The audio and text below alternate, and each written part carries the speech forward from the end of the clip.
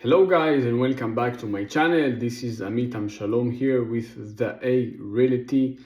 I just started my own company, so that's something that is very exciting. Today in this video we're going to cover the RMLS real estate report of the month of February of 2026. We're going to compare it to January 2026 and to February 2025. We're going to see how the market improved or not improved and how it compares and where we're also heading into. So let's go in and start with the new listing. The new listing has increased 17.1% from the listing listed in February in 2025, and they increased 7.2% from the new listing that came in January. So what we see is a big jump in new listing compared to last year, and also a small jump since January. And the reason I think is there is that big difference between last year and this year, because obviously the rates has dropped down a little bit since last year, and sellers starting to be a little bit more active because the market kind of like starting to be more clear versus like unclear as it been in the past 2 and 3 years. So that's good. Going to the pending sales, the pending sales has increased 10.5% from the offers accepted in February of 2025, and they also increased 6.6% than offers accepted in January. So again, what we see is a little bit more activity also on the buyer side compared to last year.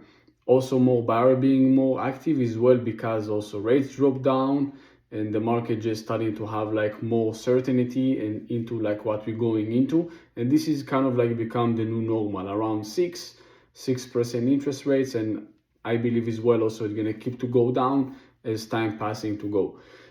Closed sale has decreased 1.6% from closed sale in February 2025, and they increased by 26.5% from the closed sale that we saw in January.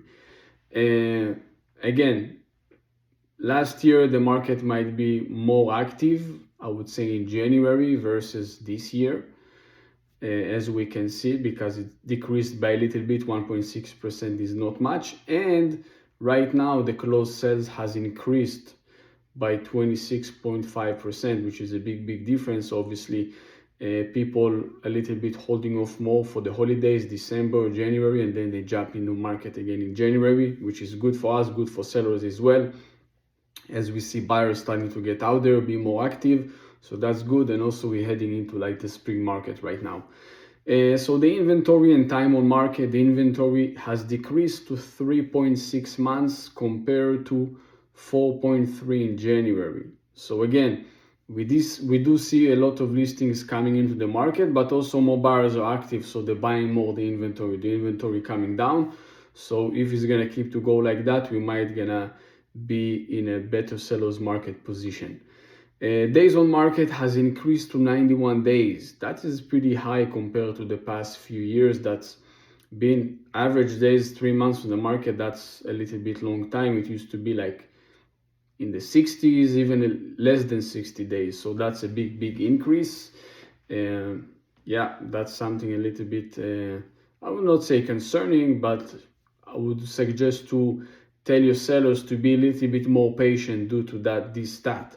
So if we're comparing the first 2 months of 26 to the same period of 25, as we can see, the new listing has increased 5.9%, pending sale increased by 5.2%, and the closed sales decreased by 4.7%. Again, last year, the market might be a little bit more active, more buyers were there, maybe sellers were a little bit more, I would not say maybe desperate, but maybe better deals were made back then because the condition was different versus this year. But again, 4.7% is not something that concerning, I would say. The market is still great, the market is active, and a lot of buyers heading out there into the market, and I'm sure that in March it's going to change drastically.